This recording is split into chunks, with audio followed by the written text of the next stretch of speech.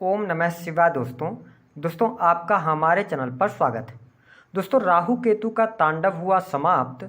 मकर राशि वालों 2025 तक आपके जीवन में होंगे चमत्कारी बदलाव। जी हाँ, आज के इस कार्यक्रम में हम आपको जानकारी देने वाले हैं साल 2023 का महत्वपूर्ण ट्रांजिट राहु केतु का 30 अक्टूबर 2023 को होने जा रहा है।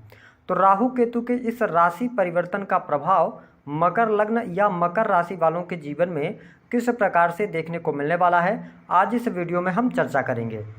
साथ ही बताएंगे कि आपको राहु केतु का जब ट्रांजिट होगा तो कौन सी 3 सावधानियां रखनी हैं। तो चलिए वीडियो की शुरुआत करते हैं। देखिए, यदि हम राहु केतु की बात करें तो इनका वास्तव में कोई अस्तित्व नहीं है, न तो इनकी कोई वास्तव में राशियाँ होती हैं। राहु और केतु छाया ग्रह हैं, लेकिन हम सबके जीवन में इनका बहुत ज़्यादा इम्पोर्टेंस होता है, क्योंकि जीवन के प्रत्येक क्षेत्र को राहु केतु प्रभावित करने का कार्य करते हैं। हमारे ज्योतिष शास्त्र में राहु को आकस्मिक घटनाओं का कारक कहा जाता है।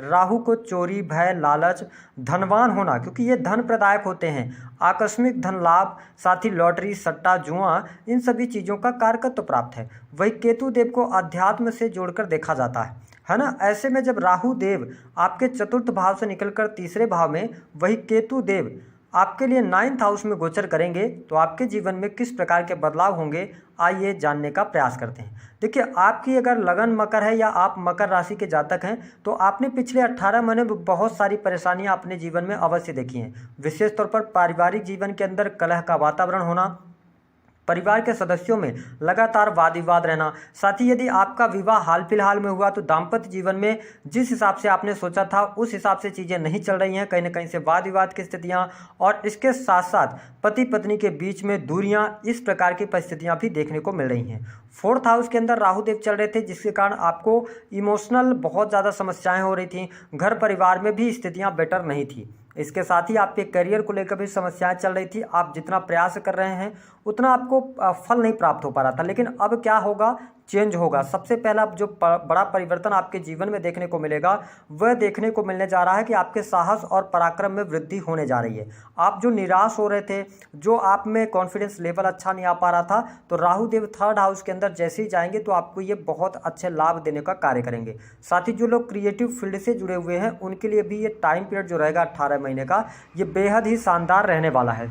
देखिए, 3rd हाउस से हम आपके साहस और पराक्रम को देखते हैं, साथ ही छोटे भाई बहनों को भी देखते हैं। तो आप अपने छोटे भाई बहनों के लिए बहुत कुछ करने का सोचेंगे, आप अपने छोटे भाई बहनों को खुश रखने का प्रयास करेंगे, लेकिन उनके साथ में राहु जहाँ पे बैठता है ना, ये विच्छेदात्मक भी ग्रह है, तो कई बार क्या करता है कि वाद विवाद को बढ़ावा दे देता है। तो आप अपनी तरफ से तो भाई बहनों के लिए बहुत अच्छा करेंगे, लेकिन उनकी तरफ से अच्छा रिस्पॉन्स आपको प्राप्त नहीं होगा।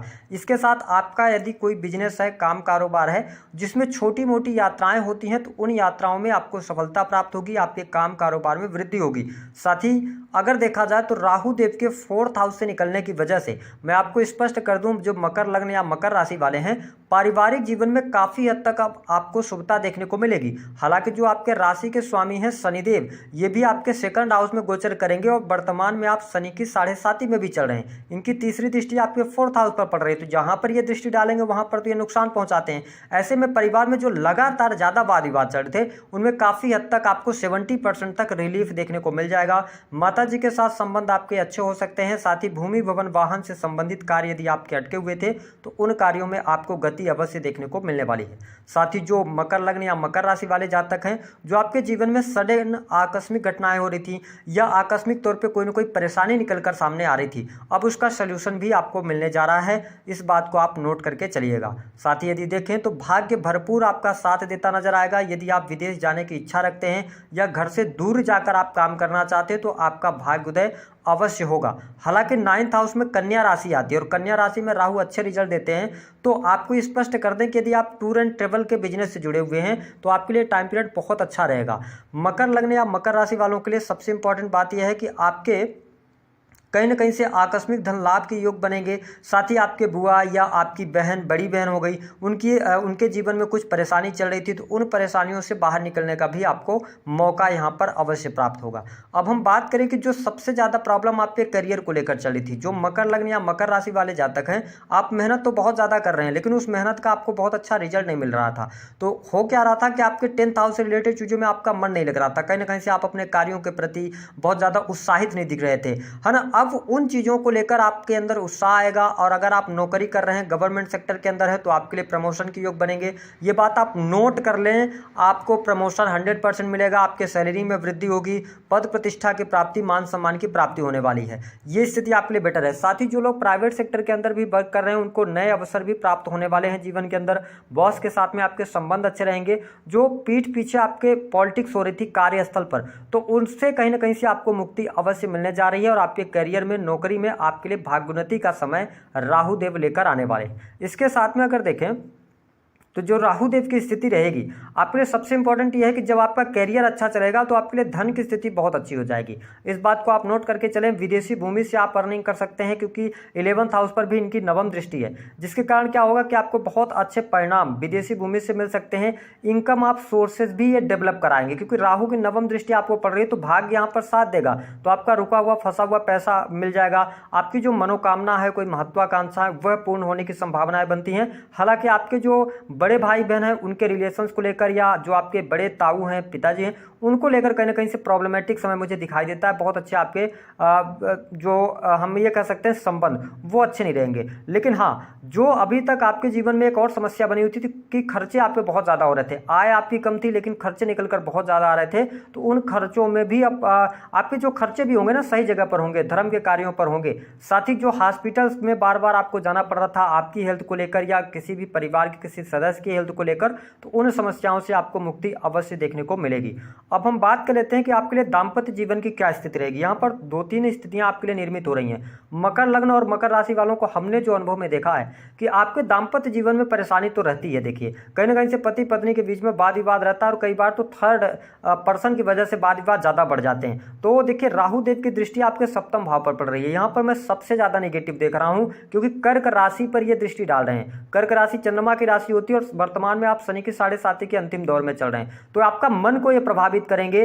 तो पति पत्नी के बीच में अलगाव जैसी स्थितियां होंगी, तलाक जैसी स्थितियां निर्मित हो सकती हैं। दाम्पत्य जीवन में आपको सबसे ज्यादा ध्यान रखकर चलना होगा। हाँ, अगर आपके लिए पत्रिका में बहुत ज़्यादा खराबी नहीं है तो आपको डरने की आवश्यकता बहुत ज़्यादा नहीं है, लेकिन स्थितियां आपके लिए आने वाले टाइम पर बेटर हो जाएंगी। बिजनेस अगर आप कर रहे हैं तो आप इंटरनेट से या ऑनलाइन टीचिंग वगैरह का कार्य करते हैं, किसी भी प्रकार से इंटरनेट से जुड़े हुए हैं, तो आपको बहुत अच्छे लाभ और बेनिफिट अवश्य देखने को मिलने जा रहे हैं। ये चीज़ आपको देखने को मिलेगी। साथ ही प्रेम संबंध के मामलों के लिए समय अच्छा रहेगा। प्रेम में अनुकूलता आपको देखने को मिलने लग जाएगी। साथ ही आपकी एजुकेशन भी बहुत अच्छी रहेगी। एजुकेशन के लिए यदि आप बाहर जाकर पढ़ाई करना चाहते हो तो यहाँ पर टाइम पीरियड काफ़ी अच्छा रहेगा इसके लिए, एजुकेशन के लिए आपके लिए, तो ये स्थिति बेटर है। अब हम आपके कुछ सवाल ले लेते हैं कि क्या संतान प्राप्ति के कोई योग बनते हैं। मई 2024 तक कोई योग दिखाई नहीं देते।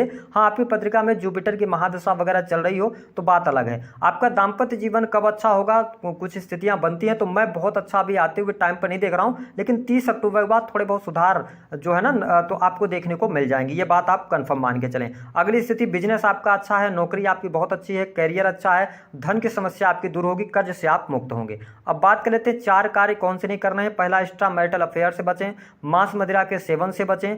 तीसरा, आपको जल्दबाजी में आके कहीं पर इन्वेस्टमेंट नहीं करना, और जरूरत से ज़्यादा लोगों के ऊपर भरोसा ना करें।